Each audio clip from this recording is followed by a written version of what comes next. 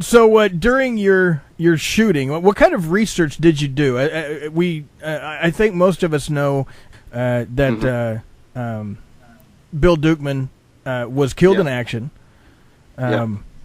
Were you able to talk to his family members? Did you just read the books? What kind of research did you do for the part? Well, with the casting, I didn't know who I was going to play up until like a week before, and obviously the internet wasn't as wonderful then as it is now. Right. We all got a little package of information about our characters and where they came from, and mine was about 2 pages. It was really sketchy. It was he's from Colorado, and that was pretty much it. And I only recently found out his nickname was Buddy, which this is years after the event. So it was kind of difficult to do research because there were no actual living relatives at the time that I knew of. I've met some now after, but so basically I just wanted to work out how a young guy from Colorado would volunteer to do this thing, how he would feel coming from there. And basically, it was an interpretation more than a researched character, if that makes sense.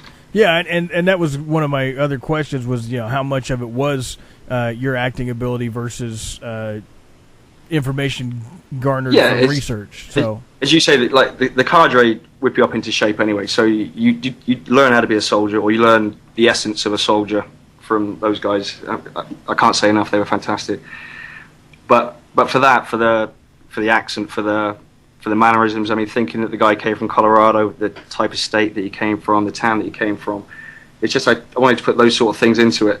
And obviously, there's some source information in the book about that he was a bit of a ladies' man that used to skip out and go and get drunk and things like that secretly. So I just wanted him to be kind of relaxed, but fearful, really. I mean, as any young kid would be in his first Great War. Right. Well, and in the since the show came out and the internet got better and better, I read earlier this week that the first time that he was wounded, he caught a round under his chin and it came out the back of his jowl, and the first concern he had was whether or not the girls would still find him attractive. Exactly, which is what I loved about him. Yeah, absolutely. It's like, I don't know if you've seen pictures of the guy since, and he was a good-looking guy. Well, and I think you guys have a similar, very very much similar look to each other. Yeah. And so in that case, I guess I'm secure enough in my manhood. You're a good-looking guy. Well, thank you, sir. Yeah. And I'm sure your wife agrees with me. She's not here, so you can carry on. And it's kind of funny how he got the nickname Buddy. I just want to touch on this because I have the exact same thing happened in my family. My older brother has the same name as my dad, and instead of when my mom would call, they would both show up, and then they got to the point where neither one of them would show up when she would holler for him. And so finally she just looked at my brother and said, okay, from here on out, your name's Henry. And when I want you're going to be called Henry, because we didn't have any Henrys in our family, so it made perfect sense that nobody else would come but him. So about the time from about 5 years on, that's been his nickname, was Henry. Wow, it's amazing. But I mean, it's things like that. It just makes these guys let you know they were just everyday guys. They were from families like yours and mine. They're just regular guys that went out and did a totally irregular job, Absolutely. And you can link with them. I mean, like at the beginning of each episode, where the real vets, they talk about stuff, and you see these sort of little old men, and you think, my God, these little old men killed a lot of people and were tough as nails, Yeah, they did the job that needed to be done, and nothing more, nothing less, and made sure that we have the freedom to talk to you now. Exactly, I can't thank him enough. I can't thank him enough. Yeah, and we had a tribute show that we did for Dick Winters after he passed away, and that was one of our greatest events that we've done here on Black Sky Radio by far. And it was rewarding for us, and it was also rewarding in the fact that the word spread so far, and one of our most popular shows. Absolutely. Yeah.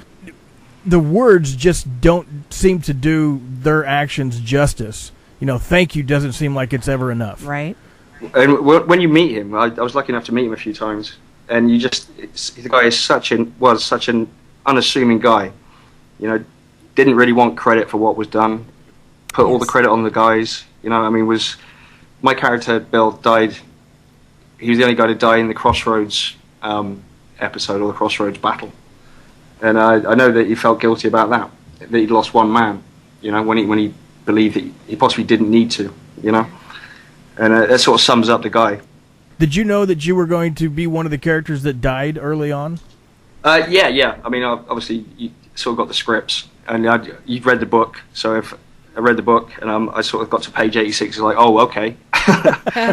There you go. But it's weird to actually die. Obviously I didn't die, but to do it, because on the day, there's always, when anybody died on the day, there was always a weird kind of hush, and there's a lot of pats on the back, and it's like you're going into the great unknown, which you're not really. Your job's just gonna finish, but there was so much respect for the characters, and there was so much respect between the guys playing the characters. On your last day, people come around with beers and things like that, and well done, meet up again, all this sort of stuff, and it was really cool, but really, really weird as well. That's interesting. No one really touched on that before. Well, you just knew that you were playing somebody real. Yeah. And for their life to end was pretty major. Wow. It's amazing how conscious everybody was of the actual story and not getting wrapped up in the production of it and like the Hollywoodness. Yeah. It's true what you say, because it'd be so easy to go, oh my God, I'm working with Tom Hanks. Oh my God, I'm working with Spielberg. Oh my God, I'm on this huge set.